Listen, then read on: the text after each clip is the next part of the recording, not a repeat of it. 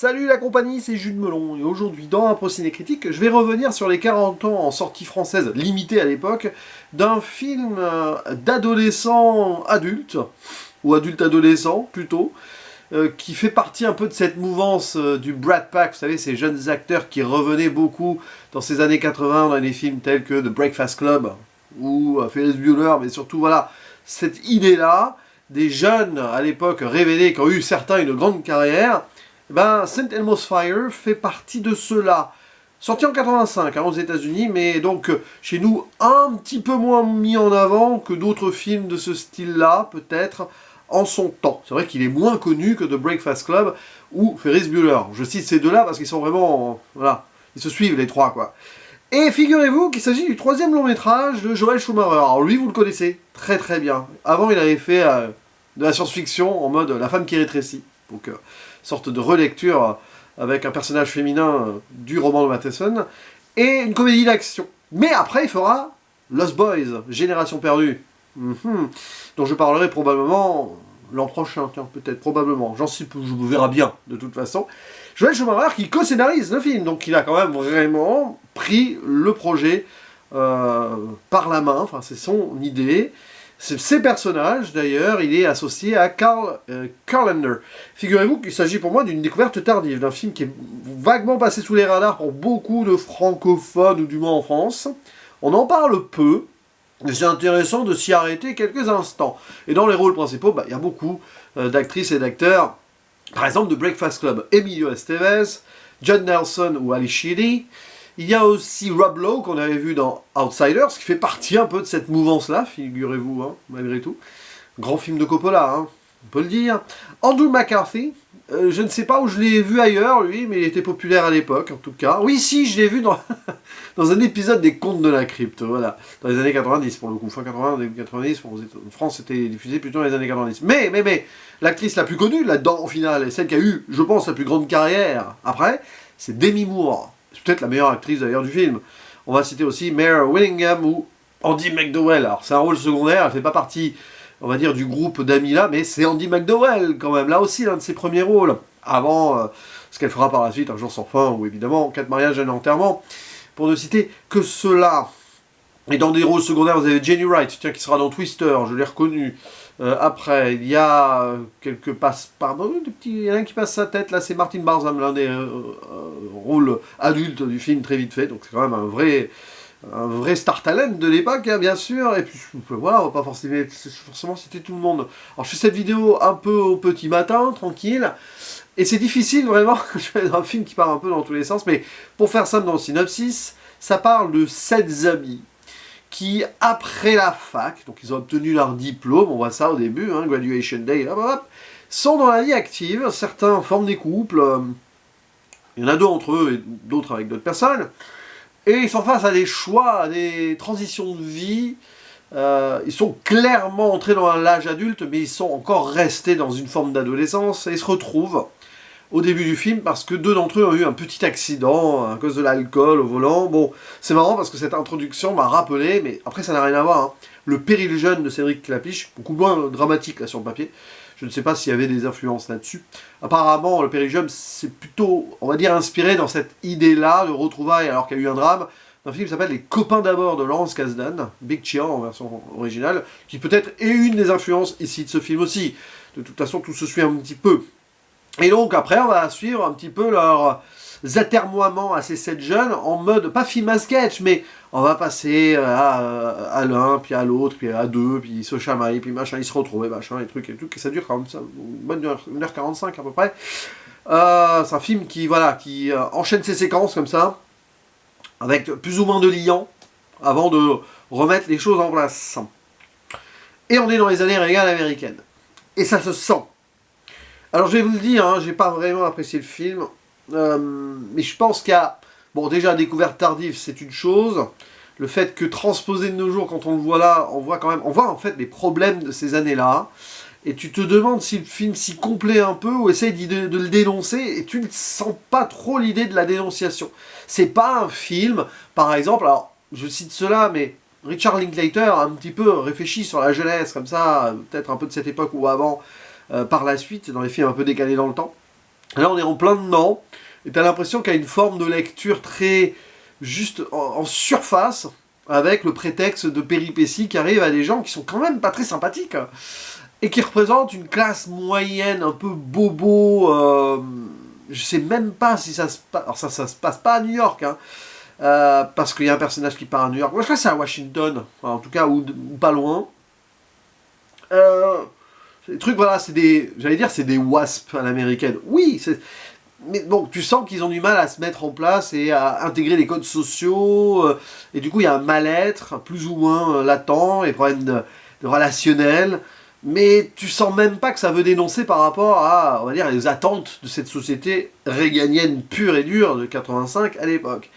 Et arrivé là de nos jours, tu te rends compte que le film passe un peu à côté d'une certaine forme de contexte, quand bien même il soit ancré par rapport, par exemple, au personnage de Judd Nelson, qui est totalement aux antipodes de ce qu'il faisait dans The Breakfast Club, puisqu'il est là, une sorte de golden boy, non, c'est pas lui, plutôt la golden girl, on y reviendra, le personnage de Demi Moore, mais elle fait partie de cette époque réganienne aussi, plutôt un gars plus ou moins ancré, je sais pas, dans une idée politique et tout, mais qui retourne sa veste par ambition pour soutenir certains candidats autres dans une idée de potentielles élections. Enfin, j'avoue que j'ai pas un vrai souvenir du métier exact qu'il a. Conseiller en politique peut-être, mais bon, assistant politique, quelque chose comme ça. Et tu le sors dès le début d'ailleurs, il y a un petit clivage avec son pote là, Kevin. C'est très intéressant ça, qui le traite un peu de right-wing, bon, passons, lui il est peut-être plutôt démocrate, l'autre il va fricoter avec des républicains, peu importe, c'est pour son boulot. Donc il y a ça, il y a donc le personnage de Demi Moore qui veut être la working girl ultime dans une banque et qui est dans le paraître, alors que c'est un peu plus compliqué, et il y a plein de choses derrière autour de la masculinité toxique.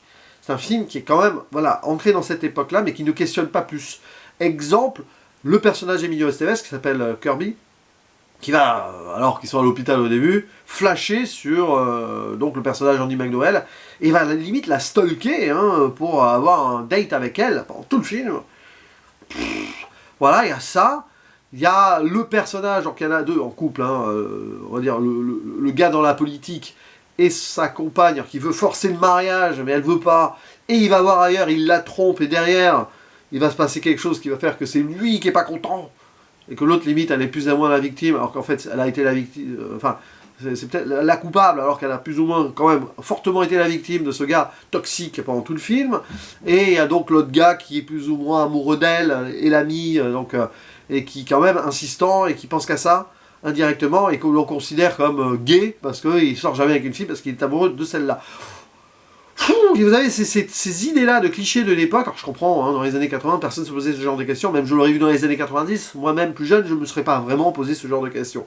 Mais ça fait un peu détestable dans l'ambiance. Il y a limite que le personnage de Wendy, qui est donc vierge, voilà, on insiste bien sur le fait qu'elle n'a pas envie d'être en couple, qu'elle a visiblement jamais fait l'amour, on insiste un peu là-dessus. Et c'est la seule caution sociale du film. Elle aide, une sorte de travailleuse sociale, elle aide les plus on va dire, qui sont dans le besoin, et ceux-ci ne sont pas montrés de façon très positive à un moment, quand il y a une sorte d'attente, là, bon, voilà, et il y a plein de trucs là-dessus, et puis encore ce personnage, on va la ramener à sa condition de, attention, elle est vierge, donc peut-être que ça serait bien qu'elle ne le soit plus, blablabla, avec un homme qui pourrait se rapprocher d'elle. Et là, tu souffles, voilà, tu souffles beaucoup de choses. Et alors, Pompon sur la Garonne, mais c'est peut-être le personnage le plus intéressant du film, avec celui de Demi Moore, on a celui de Rob Lowe, donc, qui s'appelle Billy, qui est alors, lui, clairement, l'adolescent attardé, si vous voulez, mais il est détestable à fond, le mec. Parce qu'il est marié à une fille, il délaisse son couple, il va voir ailleurs, il refuse de grandir, il refuse de s'installer, pourtant c'est lui qui a fondé quelque chose, une famille déjà. Alors lui, il va montrer là-dessus, sur l'idée. Alors c'est marrant parce que, pour le coup, ça détourne, cette Amérique un peu puritaine, régalienne et tout. Alors lui, il veut pas avoir ce côté famille et tout, bien centré. Mais le problème, c'est qu'il en est quand même un petit peu douteux. Voilà, et puis bon, il est complètement borderline. Alors lui, à la rigueur, il a une écriture qui s'excuse par rapport au fait qu'il soit visiblement pas prêt à tout ça, qu'il a voulu grandir trop vite, ou qu'on l'a fait grandir trop vite. C'est d'ailleurs lui qui revient à un moment vers la fac, parce qu'il recherche vers le passé et tout. Et tous ces jeunes, là, bon, bah, ils essayent de continuer à vivre, d'avancer, mais tout en gardant voilà, cette idée de frivolité d'antan, de l'université. Mais bon, ils se sont connus à l'université, mais comme des ados. Hein. En même temps, l'université, vous voyez, c'est vraiment l'entre-deux âges. Et là, ils ont peut-être 22, 23, 24 ans, j'en sais rien. Et ils n'en sont pas sortis, quoi. Et puis, donc, ils se retrouvent au St. Elmo's Fire, ce bar-là, où il va y avoir plusieurs scènes. Il va y avoir quelques moments un peu rock, évidemment, avec une BO très sympa. Alors, le vrai point positif du film, c'est la BO, composée par un certain David Foster, avec certaines chansons cultes. Hein. Il y a une qui a été numéro 1, un morceau de John Park, qui s'appelle Man in Motion, St. Elmo's Fire et tout. Il y a du Billy Squier, enfin, voilà, c'est un peu hard FM rock de l'époque. D'ailleurs, le personnage de Billy, on voit, il veut la musique et tout. Bon, c'est intéressant. On voit l'artiste un peu écorché, peut-être, avec sa petite... cette boucle d'oreille-là, d'ailleurs, physiquement, il va me faire penser à un personnage de Lost Boys, voilà, qui sortira l'année d'après. Et visiblement, il aurait inspiré le personnage de... je sais plus quel est son nom. Billy aussi, hein, d'ailleurs, il me semble que c'est Billy. Celui qui est joué par Dacre Montgomery. Alors, je ne suis pas allé au bout de la série, je n'ai pas trop approfondi. Dans Stranger Things. Bon, de toute façon, Stranger Things se sont inspirés visiblement à peu près de tout ce qui est sorti dans les années 80 et qui a une certaine popularité.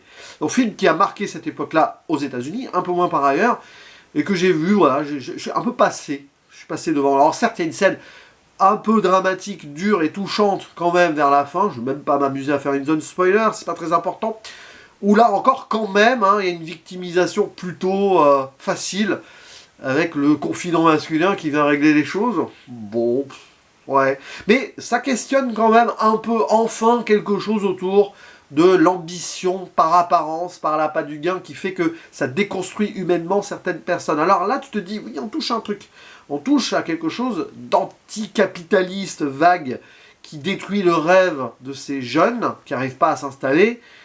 Voilà, quelque chose un peu anti-système, que quelque part, Joel Schumacher finira par un peu plus quand même surligner dans son fameux... Falling Down, hein, Chute libre, dont je parlerai un jour, parce que c'est un film que j'ai vu qu'une fois, mais qui m'avait beaucoup marqué. C'est intéressant de le revoir autrement, parce que film anti-système, oui, mais comment se situe-t-il dans cet anti-système, qui peut être d'un côté très populiste au truc, soit très, on va dire, plutôt anti-capital, mais dans le sens pur du terme. Mais voilà. Donc, St. Elmo's Fire en soi, après sur la mise en scène, il n'y a pas grand-chose à dire. C'est propre, ça fait très mélo par moments. On voit des emprunts clairs, et parce que de toute façon, c'est cité aussi en référence à Woody Allen. À un moment, un personnage qui dit qu'on est allé voir Annie Hall, il y a un poster de Manhattan.